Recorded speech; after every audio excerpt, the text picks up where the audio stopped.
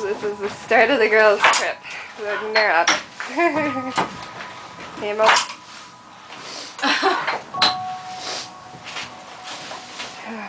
Okay, there we go. Secure.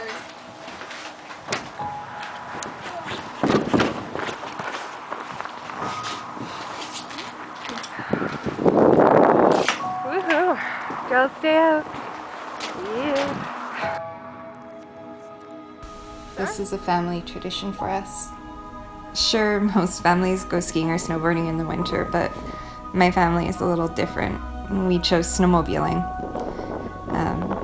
We're a family of gearheads. My grandpa started snowmobiling in the 60s and 70s. He did snowcross before there was such thing as suspensions.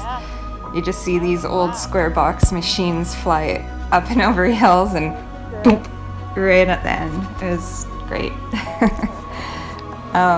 Both my grandmother and grandfather raced, and my mother was a gearhead, so it was natural to pass down the love of machines to the next generation. Me and my sister.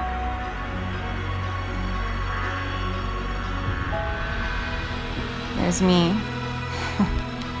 I'm carving in the fresh powder snow. Just having a blast. It's so beautiful, the places we've gotten to travel, going hardly where anyone else gets to go, if at all. I mean, there's something to be said about the wildlife, hearing the birds, playing in the soft, fresh snow. And there's also a constant abundance of caution. I mean, feeling your heart race as an avalanche lets loose down the valley as you sit, have a rest, eating your lunch. Mom's out having some fun. I was having lots of fun.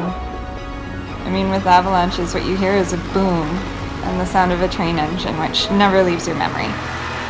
But we make sure to always take our avalanche gear and beacons. Safety first, you know? So, we're the first ones in here, right, Mom? Yeah. What did you say? Unbelievable boondocking. It was unbelievable snow, that's for sure.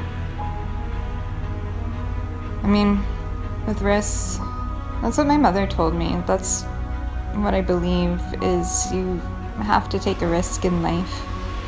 I mean, my whole life's been about getting over the fear of what ifs, acknowledging and letting them go to take the plunge. I mean, after a while you don't think about what society considers proper. If you're a boy or a girl, young or old, you kind of just go for it. I mean, I never kind of stopped to think maybe this is a sport for only guys. Same like motorcycles and everything else that I've done.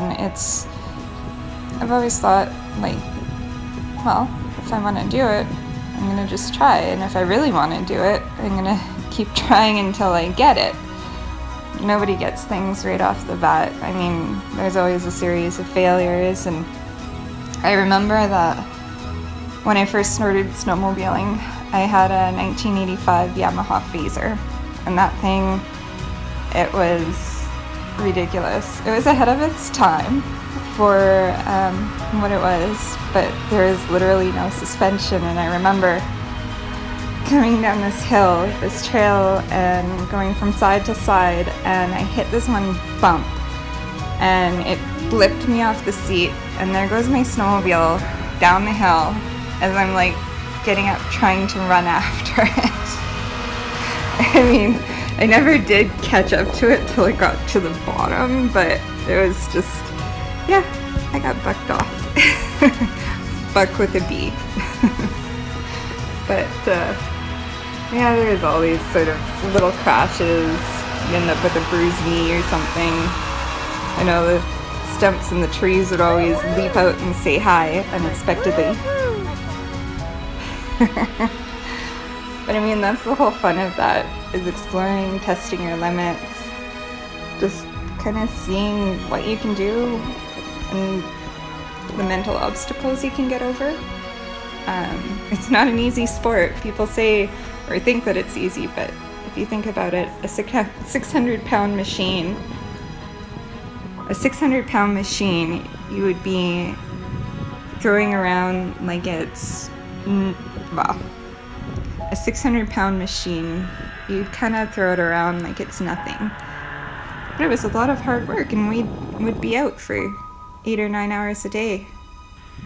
I mean, it's kind of sad that one day we'll never get to explore and see these things as freely as we do and once did. I mean, keeping nature beautiful, this should be something that's instilled in us, but I care not to leave anything behind. I wish more people would take care of the same and realize that it starts with you.